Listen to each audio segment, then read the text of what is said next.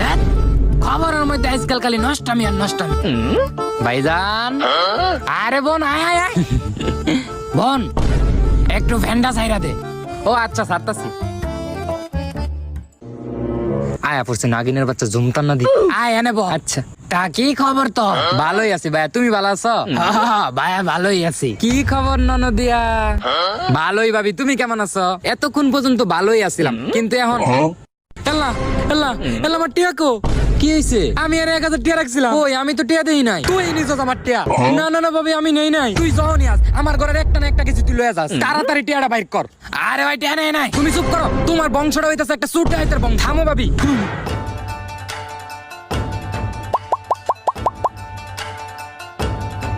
আহ